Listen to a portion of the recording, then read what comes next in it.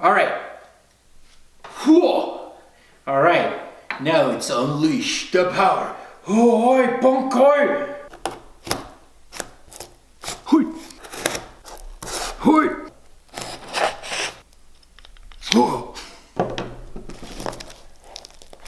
Okay guys, inside our box is a Science of Speed rapid shift knob.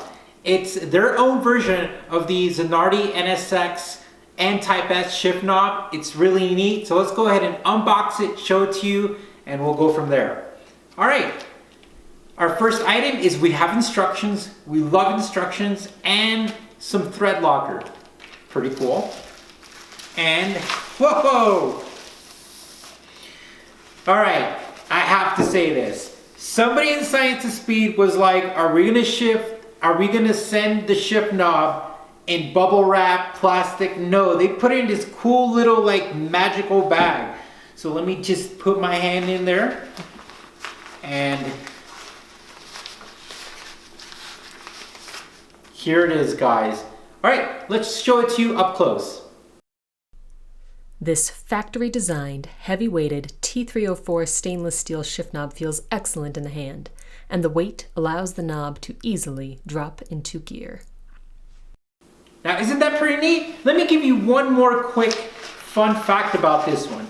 Now, there's two different types of versions you could get. You could get one without this end part and then one with it. And what that is that on the Acura NSX, the leather shift boot has a ring, right?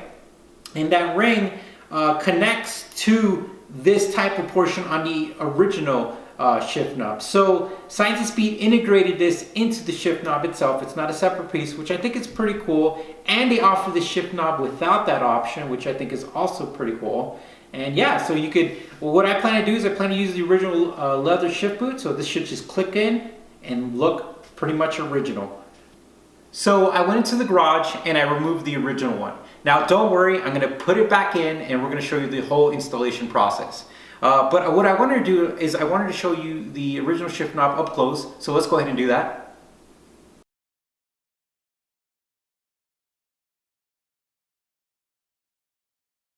All right, now that you saw it, this is the big part. Let's go ahead and measure it. We already measured the Science of Speed one, but we're gonna do it again and then we're gonna measure the original one. All right, let's zero out our scale. As before, it is confirmed again, 1 pound and 1/4 ounces for the original Science of Speed, or the Science of Speed shift knob. And the OEM original one is a little under 4 ounces. So that's 4 times the weight, guys. That's a big difference. That's a big difference. All right, so let's go ahead and do the installation, and then I'm going to do a drive and then give you my impression on the difference and tell you how it feels. All right, let's go ahead and get started. Okay, let's go ahead and kick off our installation. All right, here is our shift knob and the shift boot. Now with the NSX, if you look right here on the shift boot, you see this silver ring right here. All right, this is silver ring area is where it connects to the shift knob. So after reading some do-it-yourself posts, some forum members talking about how to do it, they say you're supposed to press in and pull down.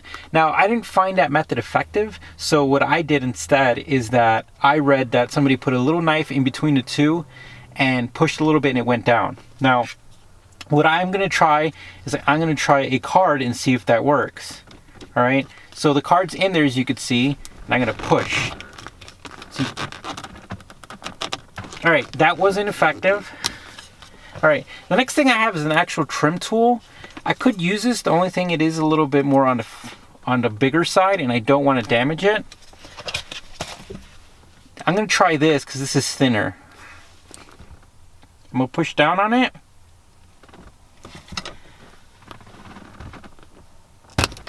And it's down. Okay. All right, that part is done. Let's go ahead and remove the shift knob. All right, to remove the shift knob, I'm gonna grab it and I'm gonna twist it counterclockwise to remove it.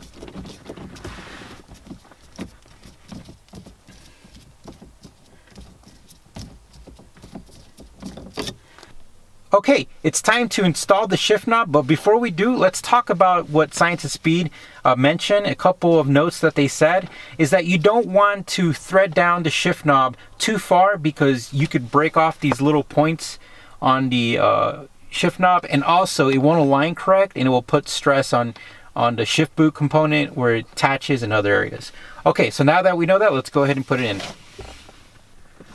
Okay guys, so I ran into some issue putting on the shift knob to the shift boot. So what I did is I took it out and I kind of forced it on there, put some pressure on there by turning it clockwise, and that helped it get on there. So I'm excited. But once it was on there, I wasn't able to put it on, thread it into the gear selector. So I took it out again, and this time, now that I know how to kind of do it, I'm gonna see if I can get it in there. So let's go ahead and put the shift knob in. So this part about don't thread it down all the way to the kink, the shift knob goes all the way down, but then it runs into, I believe, the kink. So what I have to do, since I guess that's why the thread locker is mandatory now, is because you have to back it out, put the thread locker in, let it sit for 2 hours, and it'll be fine. But naturally, when you're putting on a shift knob, you want to screw it all the way down, but they tell you not to do that. So I'm going to back out a little bit, and this time I'm going to go ahead and put the shift boot in there, and there it is, and then that should be fine. But I'm going to thread it down till it makes contact with the kink, and the reason why, not too much, is because I want to test it before I apply the thread locker. So I'm gonna have to redo this again, but that's fine, because if I don't like the shift knob, we could remove it. When you're putting Loctite, sometimes you could take it off, but I ran into situations where you can't take stuff off of Loctite, and I don't want to run into that issue. So let's go ahead and try it out. All right, it's in there. Well, let's look how it looks first while it's in there.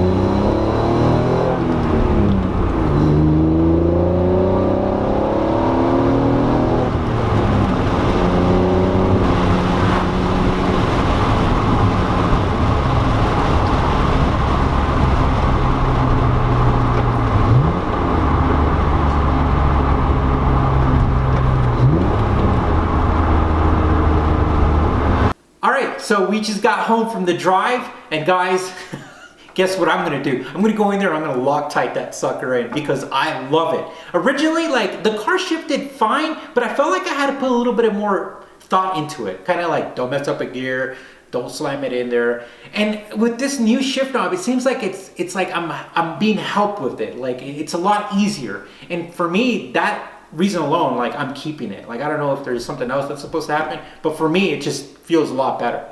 But anyways, I really like it, and I highly recommend it. Now, one thing people never tell you about these type of shift knobs, that they're all made out of metal, is that they're prone to, like, weather. Like, if you park the car outside and it's in the sun, you're gonna get back in there and you're gonna try to grab it, you're gonna be like, ah! And if it's cold out there, you're gonna be like, try to breathe on it or try to put a sock over it. Like, I've actually seen people put socks over these things. But since most of these cars in garages, we really don't have that impact. But just be aware that that's one of those side effects of having all metal or type of shift knob like that. But anyways, guys, hit that like and subscribe button. As you know, we're so close to 1,000 subscribers. I literally wake up and I'm excited about it. We made like a little countdown. Well, at least my wife made the little countdown, and we're watching it. We're so excited about it. And guys, thanks for the support. You guys stay safe out there, and we'll talk to you soon, and see you later.